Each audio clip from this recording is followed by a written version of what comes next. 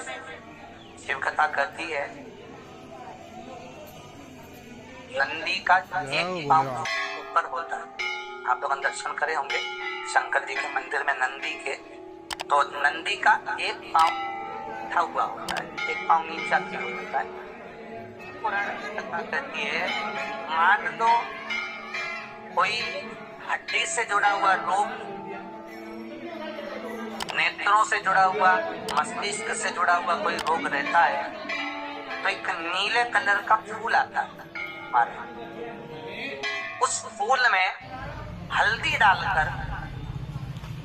गुरुवार का प्रदोष पड़ने पर जो नंदी के पांव के पास समर्पित कर देता है महाराज, उसका रोग धीरे धीरे समाप्त होने लगा। लिंग पुराण कहती है कि नंदीश्वर भगवान के सामने जो पुष्प समर्पित करा जाता है उसको, ये तो लिखा था स्कंद पुराण और शिव पुराण। लिंग पुराण कहती है जो फूल आपने समर्पित करा उसको लाकर पानी की बाल्टी में डालकर आप स्नान भी कर सकते हो, इससे भी हड्डी के कितने रोग होते हैं उसमें आराम करते हैं। जैसे कहीं शरीर नहीं चल रहा, हाथ झुंड पड़ रहा है, हाथ काम नहीं कर रहा, हाथ में झुंझुनी आ रही है, कंपन आ रहा है, उसमें भी ये प्रयोग है। पर होना चाहिए बृहस्पतिवार का प्रदोष। कौन से वार की? बृहस्पतिवार, गुरुवार के प्रदोष के दिन यदि आपको कहीं से शमी पत्र मिल गया, प्रदोष के दिन यदि कहीं से आपको शमी पत्र मिल जाए और प्रदोष काल, प्रदोष का जो समय होता है, शाम का जो समय होता है प्रदोष काल, 4 प्रदोष 5 प्रदोष आप कर देखिएगा कि आपका कोई काम है, कोई नौकरी के लिए आप अप्लाई कर रहे हैं, कोई समस्या बड़ी विकट आ गई है, कोई तकलीफ विकट आ गई है, कोई समस्या विकट आ गई है, प्रदोष की प्रदोष काल अगर एक शमी पत्र भी आप घर के शिवलिंग को, अब ये करने के लिए आपको मंदिर के शिवलिंग नहीं जाना, अपने घर में जो शिवलिंग, चाहे वो स्फटिक का हो, पारद का हो, कंकर शंकर का हो, लकड़ी का हो, जो शिवलिंग तुम्हारे घर में, कांच का हो, चाहे वो नर्मदा का कंकर का हो, नर्मदेश्वर हो, पाषाण का हो, जो शिवलिंग चांदी का हो, सोने का हो, तांबे का हो, पीतल का हो, जो शिवलिंग तुम्हारे, एक शमी पत्र यदि आप भगवान शंकर के शिवलिंग पर समर्पित कर रहे हो और उस शमी पत्र को उठाकर रात्रि को 9:15 की जो एक मुहूर्त होता है, एक समय होता है, जिस समय पर हम अपने मन की बात भगवान शंकर को कहते हैं, पूर्व में भी इसका वर्णन हम कर चुके हैं कथाओं। उस 9:15 पर वो शमी पत्र को उठाकर एक कागज में, एक कटोरी में उसको रख कर 4 या 5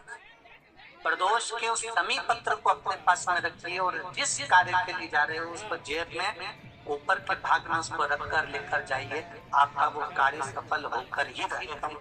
शमी पत्र में इतना बल होता है, प्रदोष का जो शमी पत्र होता है वो बड़ा बलवान होता है, बड़ा प्रदोष, शिवरात्रि, सोमवार की अष्टमी, प्रदोष भी हर महीने आता है, शिवरात्रि भी हर महीने आता है,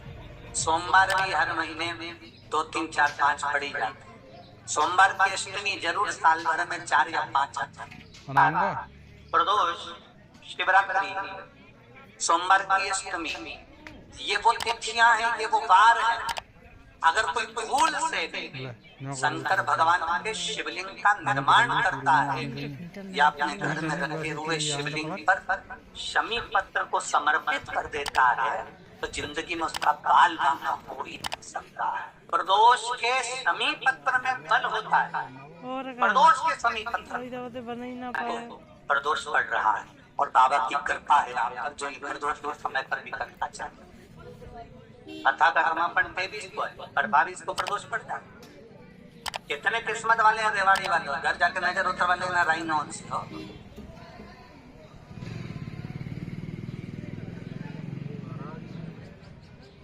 शिव की कृपा कितनी है आप पर जरा विचार करिए। जगह जाकर प्रार्थना कर ली, निवेदन कर लिया, तो भी तुम्हारा अगर कोई काम ना बने तब एक काम जरूर करना, एक बेलपत्र, एक शमी पत्र, एक कनेर का फूल देवाधिदेव महादेव को प्रत्येक प्रदोष के दिन शिव जी को जल चढ़ाकर समर्पित करना प्रारंभ कर दो। 2 या 3 प्रदोष निकलेगी, मेरा देवाधिदेव महादेव तुम्हारी झोली खुशियों से भर। किसी भी प्रदोष के दिन, प्रदोष काल में एक बार लगा दे, उसके बाद में अपनी कामना कर कर बेलपत्री। एक छोटा सा उपाय अवश्य करिए। अगर बच्चे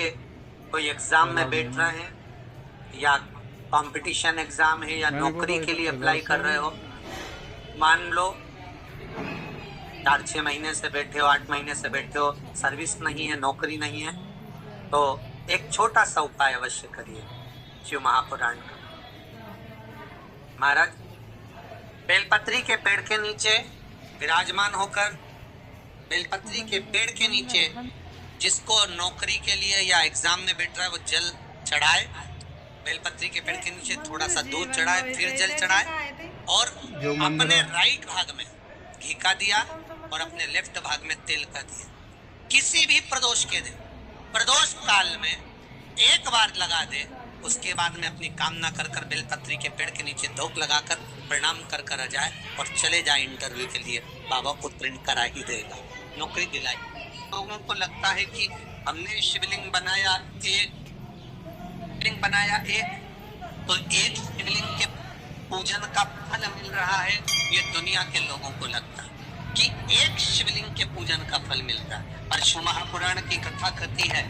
पार्थिव शिवलिंग का निर्माण करना और उसकी पूजन करना, उसका मतलब है पार्थिव शिवलिंग को बनाने में जो मिट्टी हम एकत्रित करते हैं, उस मिट्टी में जितने जितने बारीक बारीक कण होते हैं, एक एक धूल का कण, मिट्टी का कण जितने एकत्रित होते हैं शिवलिंग को बनाने में, आप शिव जी का जब स्नान कराते हो, पूजन कराते हो, बेलपत्र चढ़ाते हो, तो जितने मिट्टी के अंदर बारीक बारीक कण होते हैं जिससे जुड़कर पार्थिव निर्माण होता है, वो 1000 करोड़ शिवलिंग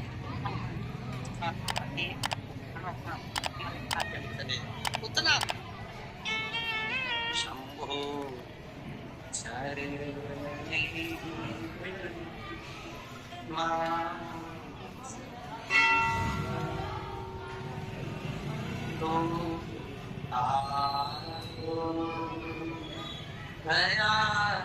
पार्थिव शिवलिंग का निर्माण करना मतलब लाखों शंकर भगवान के स्वरूप की पूजन करना। एक पार्थिव शिवलिंग का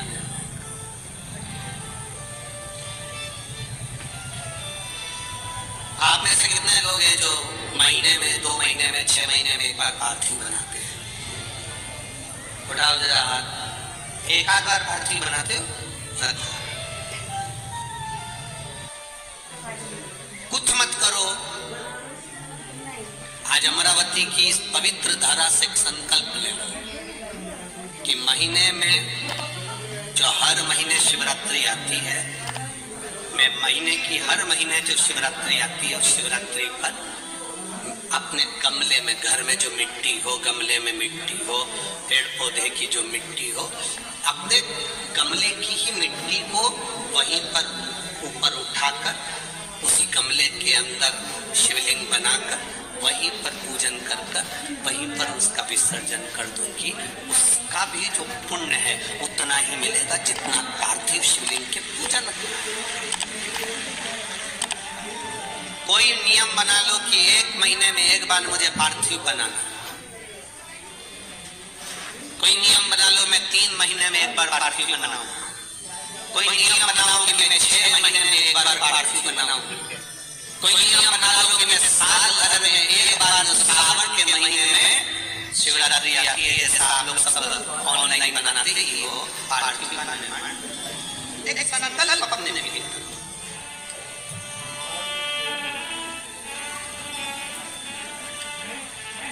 संकल्प का फल बाबा क्या देगा,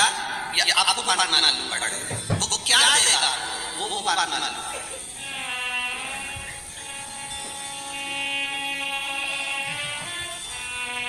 तेरी कृपा बिना न हिले, लेते सांस तेरी कृपा से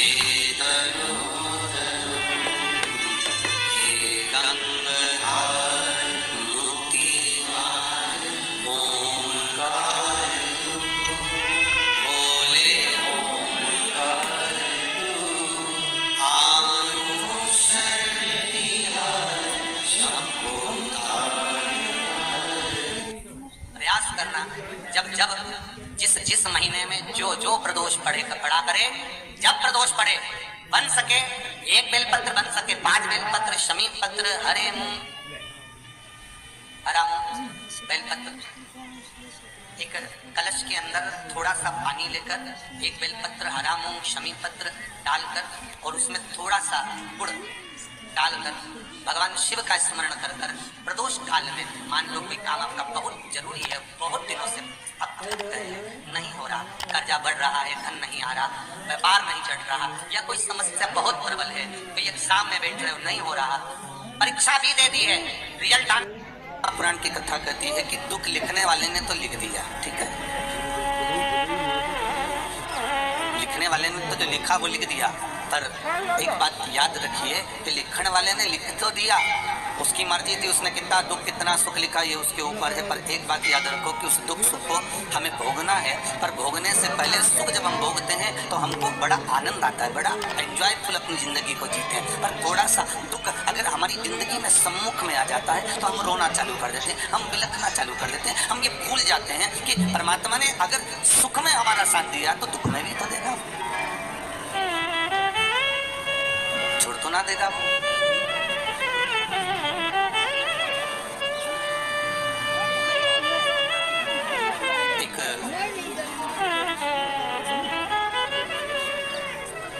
और जब निर्मल मन, निर्मल विचार, निर्मल सोच, निर्मल बुद्धि, निर्मल चित्त हमारे भीतर का आ जाता है महाराज, तब दुनिया का संपूर्ण सुख हमारे सम्मुख में हो जाता है, केवल मन, केवल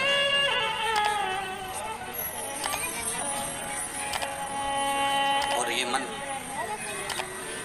ये चित्त, ये वृत्ति शिव के साथ जब लग जाए, भगवान शंकर का जब शिवलिंग प्रकट हुआ तो भगवान शंकर ने पूछा मुझे प्रकट करने का कारण क्या था, क्या आप नारायण को ये पता नहीं था कि मैं आपका पिता हूं, क्या ब्रह्मदेव को ये मालूम नहीं था कि मैं इनका दादा हूं,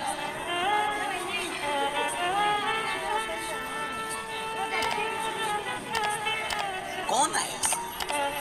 जब संपूर्ण ब्रह्मांड नष्ट हो जाता है, संपूर्ण पृथ्वी जब नष्ट हो जाती है, तब आखिरी में रहता ही कौन है? पानी का बुलबुला, और बुलबुले में भी एक बिंदु, एक बिंदु। कभी ब्रह्म कुमारी आश्रम में जाकर देखिएगा, वहां से अगर आप ज्ञान प्राप्त करेंगे तो वहां की बहन जी बताती हैं कि मात्र अगर संसार की रचना का केंद्र बिंदु कोई परमात्मा है तो एक बिंदु है, वो बिंदु कोई दूसरा नहीं, आद्य शक्ति भगवान शिव ही, शंकर ही उस ब्रह्म कुमारी आश्रम में बताया जाता है। बहन जी बताती हैं कि ये बिंदु ही शंकर है, उस शंकर से ही सर्व जगत की उत्पत्ति है, उस शिव से, उस शंकर से, उस कैलाशी से, उस त्रिकालदर्शी से सर्व जगत की उत्पत्ति है। जैसे मकड़ी जाले को बना देती है और भगवान शंकर भी उसी तरह जाले को निर्मित कर देते हैं, संसार को निर्मित कर देते हैं। पर जब देखते हैं कि संसार के लोग मुझसे दूर हो गए, ये संसार के लोग भजन चित्त वृत्ति से दूर हो गए, इनके भीतर का अहंकार जाग गया है, अहंता जाग गई है, और दिन भर एक बात करते हैं मैं हूँ, मैं कर रहा हूँ। अगर मैं दुकान नहीं जाऊंगा तो काम नहीं होगा, मैं घर नहीं चलाऊंगा तो काम नहीं होगा, मैं फैक्ट्री नहीं चलाऊंगा तो फैक्ट्री नहीं चलेगी, अगर मैं नहीं होगा तो ये काम नहीं होगा। हर व्यक्ति के मन में केवल एक ही बात अड़ जाती है कि मैं हूँ तो हो रहा है, मैं हूँ तो होगा, अगर मैं नहीं होगा तो कुछ नहीं होगा।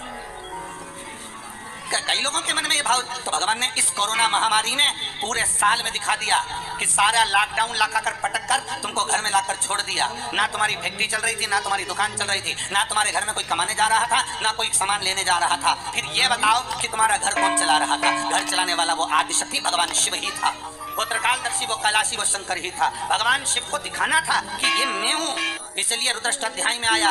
आकाश पाताल सर्वस्व में कोई दूसरा नहीं। तलातल में मैं हूँ, रसातल में मैं हूँ, जलचर में मैं हूँ, थलचर में मैं हूँ, वायुचर में मैं हूँ, तुम्हारी श्वासों में मैं रमण कर रहा हूँ। तुम मुझे पहचान गए, फिर संसार सागर का कोई दुख तुम्हारे सम्मुख में नहीं आ सकता।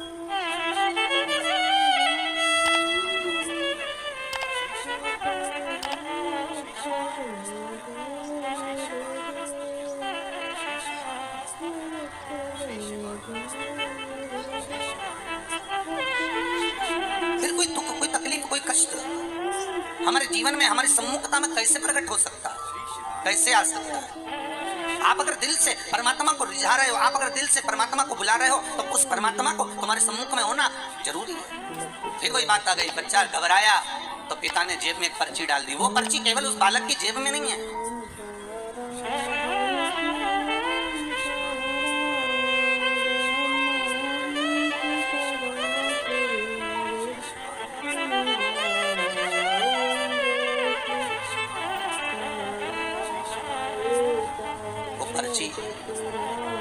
केवल एक बालक की जेब में नहीं। वो पर्ची भगवान जब हमें पैदा किया,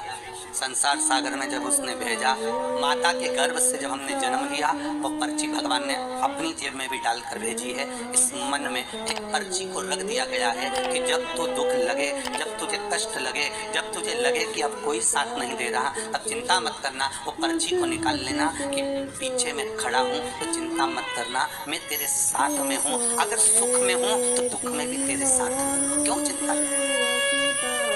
क्यों चिंता? आज तीज है, सौभाग्यवती,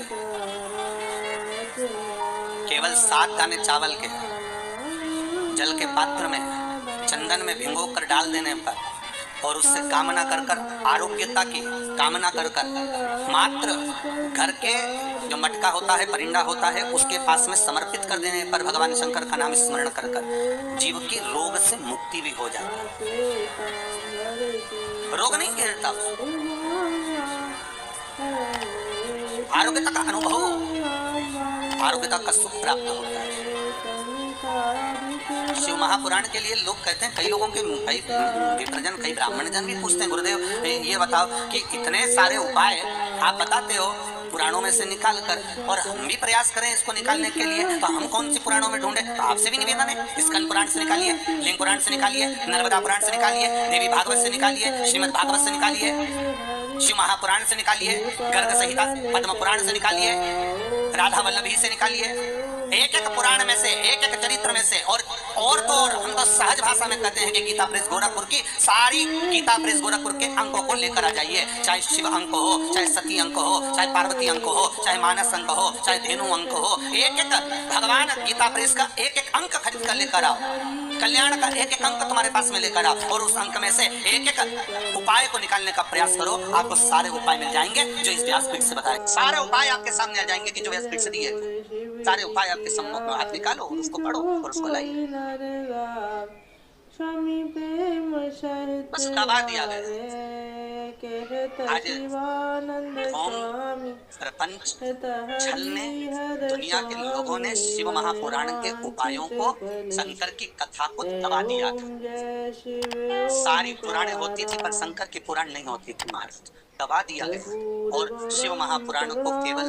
जगत में लेकर आना चाहते हैं कि शंकर को दुनिया पहचाने, शिव की साक्षी को पहचाने। शंकर है क्या, शिव का अनुमोदन क्या है? दुनिया के लोग टीवी के माध्यम से फिल्मों का निर्माण कर कर देते हैं कि इस पर दूध चढ़ाना, क्यों चढ़ा रहे हो, गरीब बच्चे को दूध पिला दो, ऐसा क्यों कर रहे हो? उस शंकर को जगत तक पहुंचाना है कि शंकर पर दूध क्यों चढ़ाया जाता है, शंकर पर दही क्यों चढ़ाया जाता है, शंकर पर जल क्यों चढ़ाया जाता है, शंकर पर बेलपत्री का महत्व क्या है, शंकर पर शमी पत्र का महत्व क्या है, क्यों शंकर भगवान को शमी के वृक्ष का मात्र 7 फूल चढ़ा देने पर व्यक्ति की मनोकामना पूर्ण हो जाती है? क्यों कहा जाता है? उसको निकालो, उसको समझो, उसको पढ़ो, उसको अपने जीवन में उतारो। सारे देवी देवताओं को बहुत सा सामान चाहिए होगा, पर मेरे विश्वनाथ को कुछ नहीं चाहिए, मेरे शंकर को चाहिए क्या? अगर आपके जीवन में ऐसा लगे कि बहुत बड़ी बीमारी आ गई साथ और शमी के वृक्ष के 7 फूल लाकर एक एक फूल शंकर भगवान को श्री शिवाय नमस्तुभ्यम कहकर उस व्यक्ति के लिए जो पड़ा हुआ है, अंतिम सांस गिन रहा है, जिसको अटैक आ गया, अंतिम सांसों में जो गिन रहा है उसके नाम से भगवान शंकर पर चढ़ाना प्रारंभ कर दो। मात्र 7 पुष्प, उस शमी के वृक्ष के 7 पुष्प आप शिव को समर्पित करिए, उसका नाम और गोत्र बोलकर, और भगवान शंकर का मूल मंत्र श्री शिवाय, जम के बोलिए श्री शिवाय नमस्तुभ्यम बोलकर एक एक शमी का फूल शंकर पर चढ़ाना प्रारंभ कर दो। फिर आगे वो